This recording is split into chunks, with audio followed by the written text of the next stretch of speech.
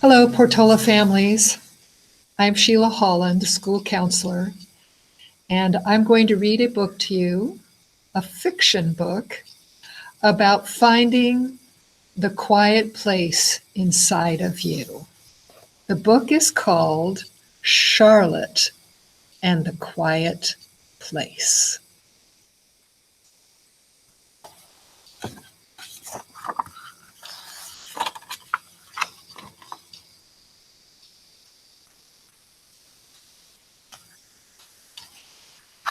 Charlotte and the Quiet Place was written by Deborah Sosin and illustrated by Sarah Woolley.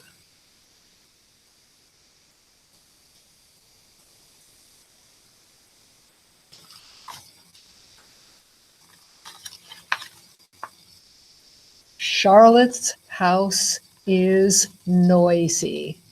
In the hallway, the floorboards groan.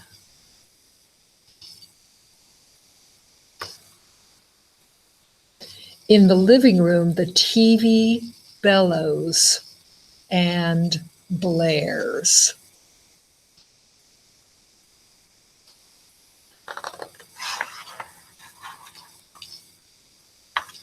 In the kitchen, her dog Otto yips, yaps, and yowls.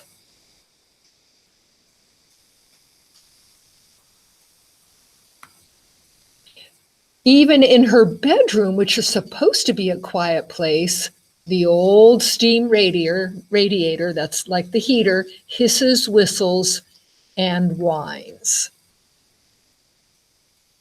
Where can Charlotte find a quiet place?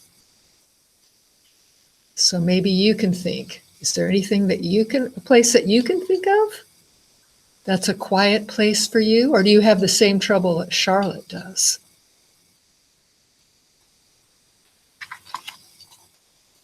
Charlotte's school is noisy.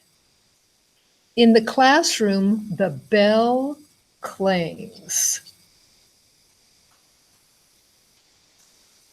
In the lunchroom, the trays clatter and crash.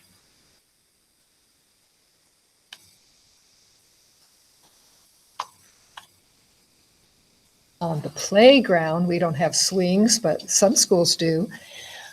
On the playground, the swings creak, squeak, and rattle.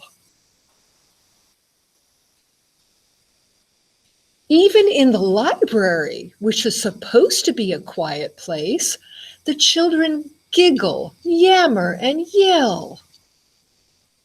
Where can Charlotte find a quiet place?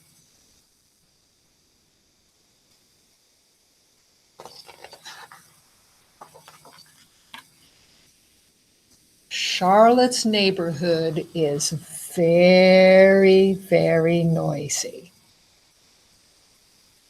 On the sidewalk, the jackhammers blast. On the street, the sirens warble and wail.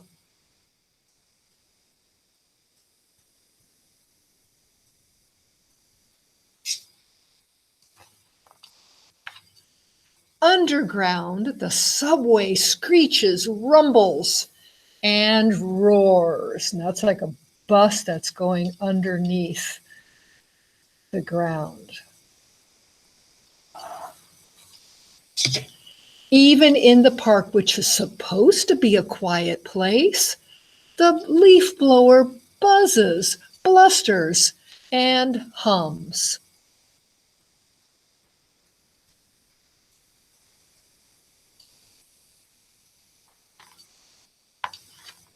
No, cries Charlotte. I have to find a quiet place.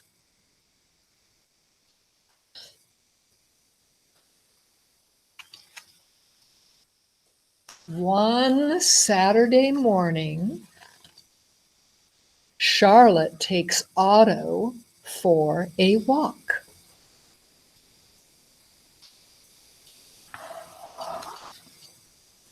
In the park, Otto spots a squirrel and he lurches free. Maybe that's happened to you before.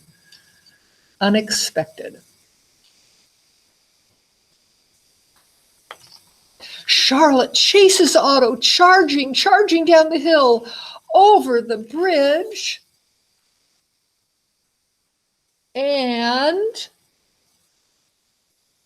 into a grove where Otto skids to a stop.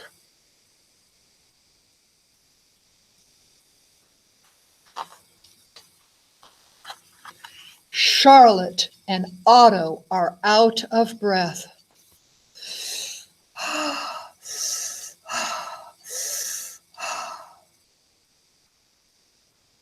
Together they sit down to rest. They close their eyes. Charlotte's belly rises up and down, up and down. Her breath goes in and out, in and out. And maybe you can just take a moment to pretend like you're Charlotte, even though you might not have a park like she does. And breathe in and breathe out. Imagine a quiet place inside of you as you breathe in and breathe out. All right, let's see what happens now that she seems to have found a quiet place. Her mind slows down.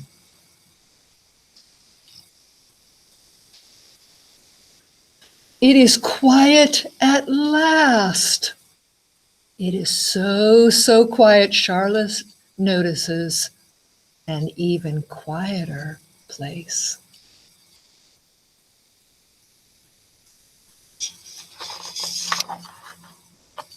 A place deep in her belly where her breath is soft and even. A place in her mind where her thoughts are hushed and low. A place as quiet as the small silence on the very last page of her favorite book, the silence right after the end. But wait, the book's not over yet. She's just noticing the quiet inside of her. And there she is.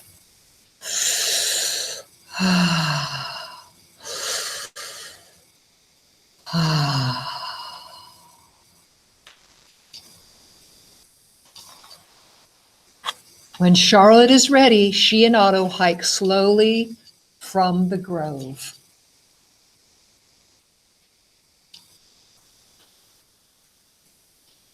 Back over the bridge and up the hill toward home.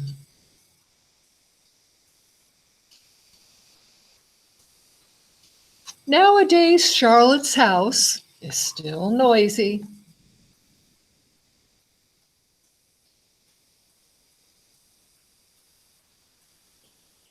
Her school is still noisy.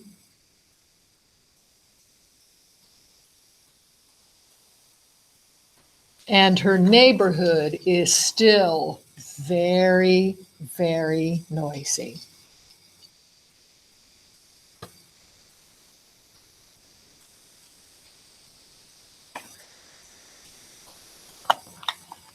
But Charlotte remembers that day in the park.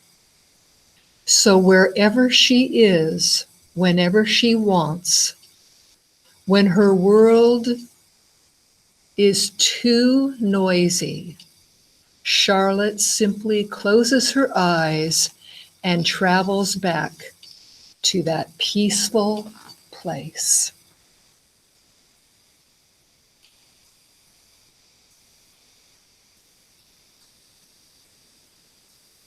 The place deep in her belly where her breath is soft and even. The place deep in her mind where her thoughts are hushed and low.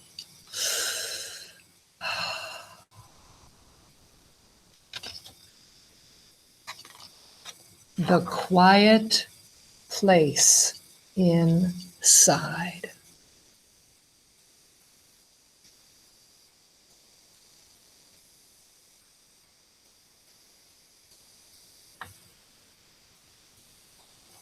And that is the end. I hope you have liked this book, Charlotte and the Quiet Place. And I hope you can think of a place inside of you that no matter what is happening around you, outside of you, you can find quiet inside. Take care. Bye. Hope to see you all soon.